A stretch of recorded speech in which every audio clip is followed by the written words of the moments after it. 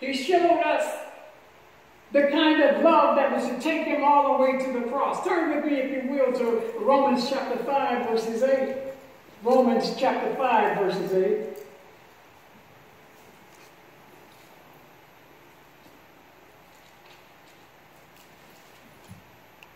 And I want us all to read this aloud together, if you will.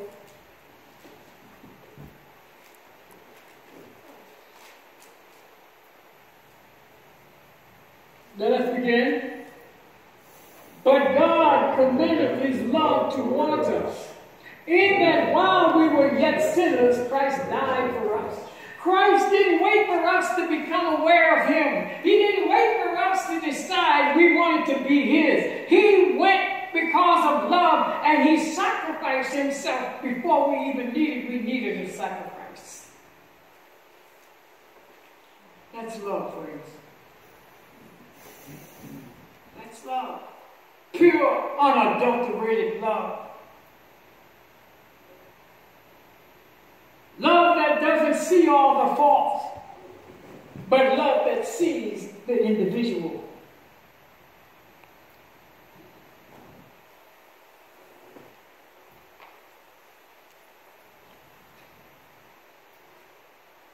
What does he want from us? What does his Father want from us? What are the motives of heaven?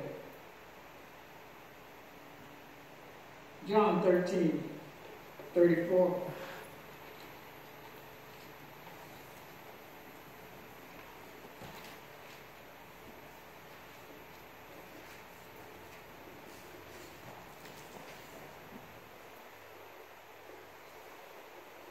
Here Jesus speaking, a new commandment I give unto you, that ye love one another as I have loved you, that ye also love one another. How did Christ love us? Did you do anything to deserve his love?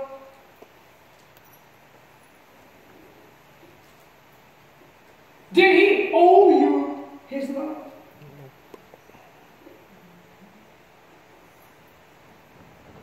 It was a pure gift to us simply because God is love.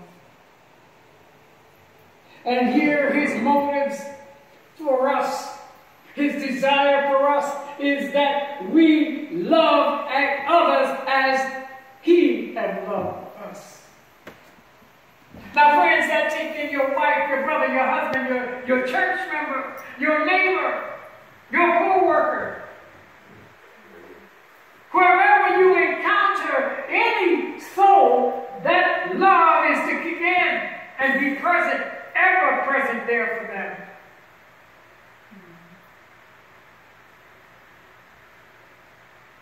What else? What else was the motive? Matthew 22. Matthew 22, verses 37.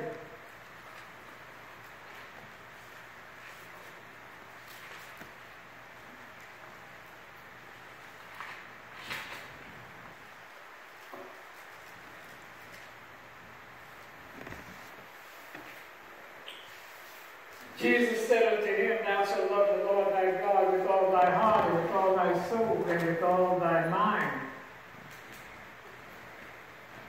And then if we read verse 38 and 39, it says, This is the first and greatest commandment, and the second is like unto it, Thou shalt love thy neighbor as thyself. And verse 40 says, On these two commandments hang all the law and the prophet. And the Lord says that if we have this love, that we will keep his commandments, not because we are striving to do it, because perfect love casts out all fear. And we will be keeping the commandments as God laid them down.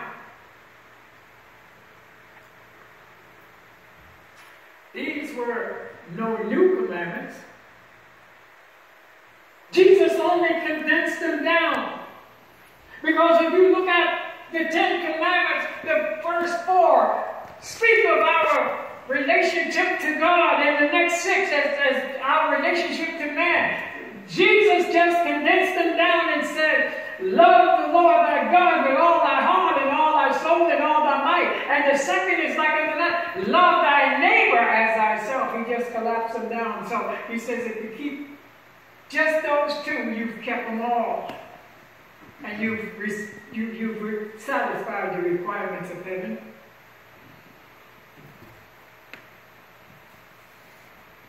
How can we know that we found this love, or when we found it, or if we have it?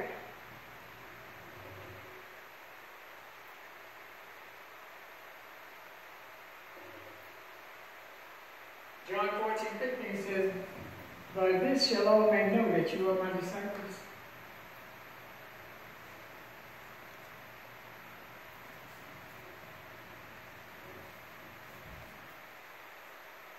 What is his commandments? Love God, love thy neighbor. On these two hang all the law. And if you want to go in further study to find out how truly to love, turn with me, if you will, for my final text to 1 Corinthians chapter 13.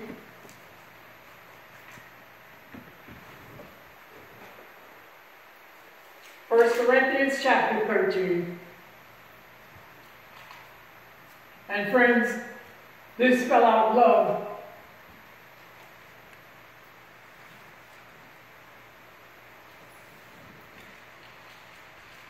In its fullest, to its fullest intent.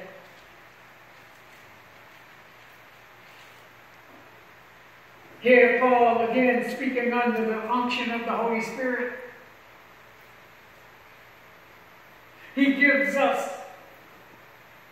a pure and concise understanding of what a true love from the heart of God is and what it is that we must acquire.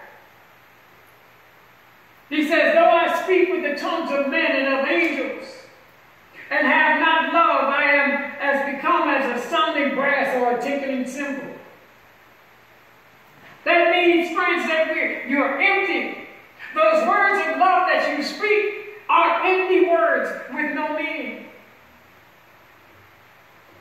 And though I have the gift of prophecy and understand all mysteries and all knowledge, and though I have all faith so that I can remove mountains and have not love, I am nothing. It doesn't matter whether you can get up here and preach a grade A sermon. It doesn't matter if you give your body to be burned. It doesn't matter if you have the shirt off your back to give to your neighbor. If you haven't done it in the pure, unadulterated love, then it means nothing. And though I restore all my goods to feed the poor, and though I give my body to be burned and have not love, it profits me nothing.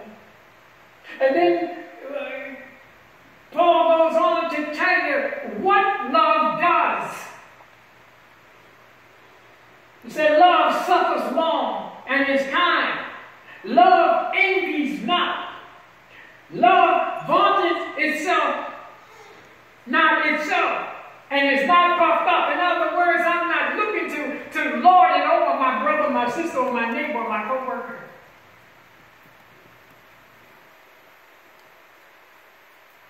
Does not behave itself unseemly, seeketh not her own, is not easily provoked, thinketh no evil. Love doesn't rejoice in iniquity, but rejoices in the truth. Love beareth all things, believe all things, hope all things, endure all things. What that speaks to me, brothers and sisters, is this. When somebody steps on my toe, instead of having a ready response of retaliation, I retaliate with love. Whether they're inclined to say, excuse me or not.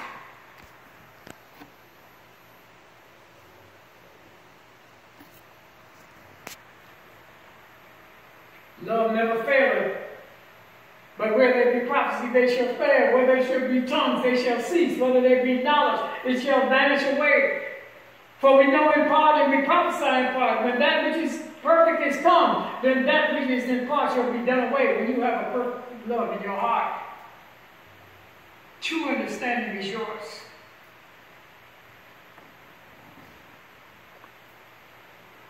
And the love and image of God has been restored in you.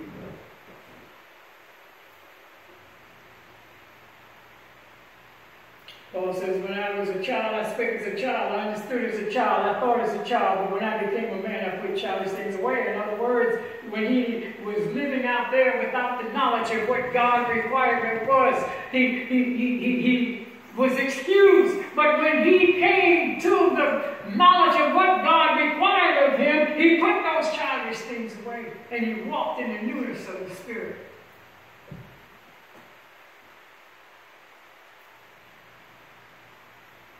And then finally, verse 13, he says, and now abideth faith, hope, charity, these three, but the greatest of these is love.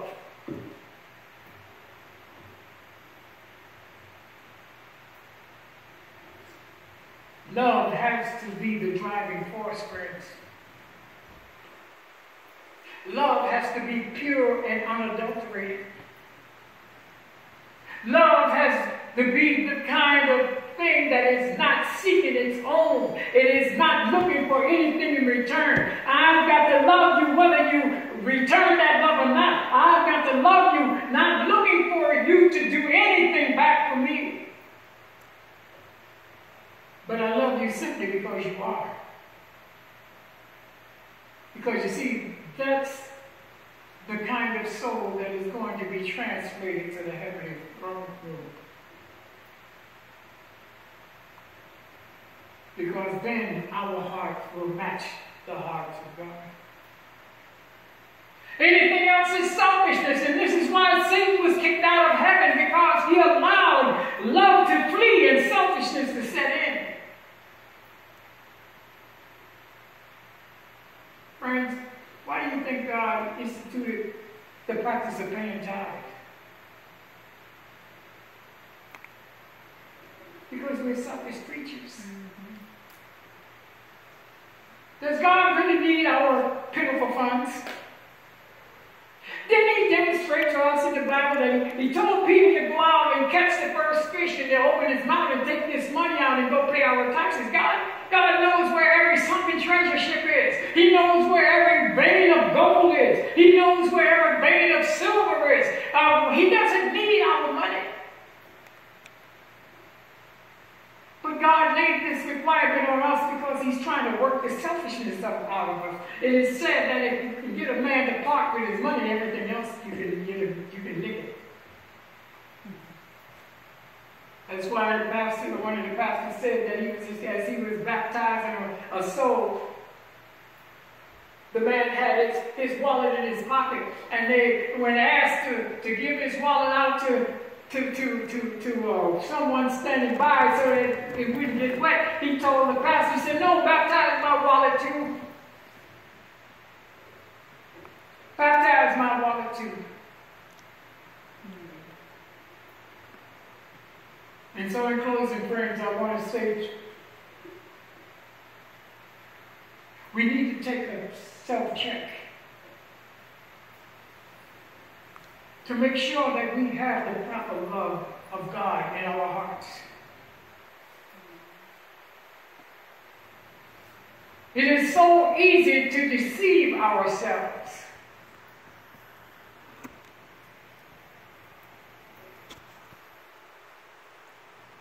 Take a quick look at how you react in every situation that you find yourself.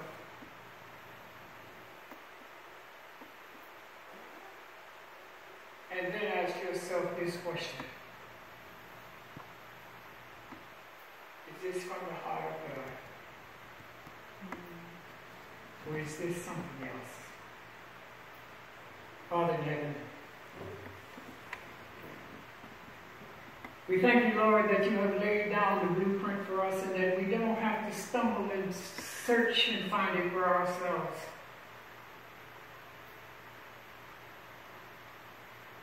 We pray, Father, that if we have not yet recaptured that image of you that you once gave to us, that you help us, Lord.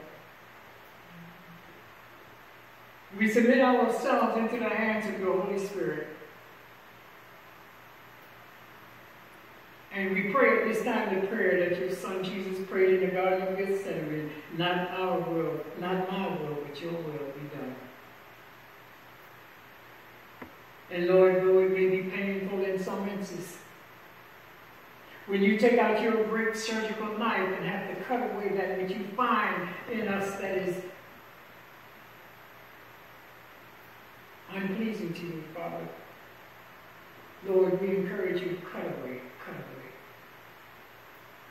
And make of us that which you would have us be, so that we can enjoy being in your presence, Lord, for eons to come. Loving as you love. But Father, we have to learn that here, or we will never get there. Thank you, Father, for the instructions that you give us from your holy word. We thank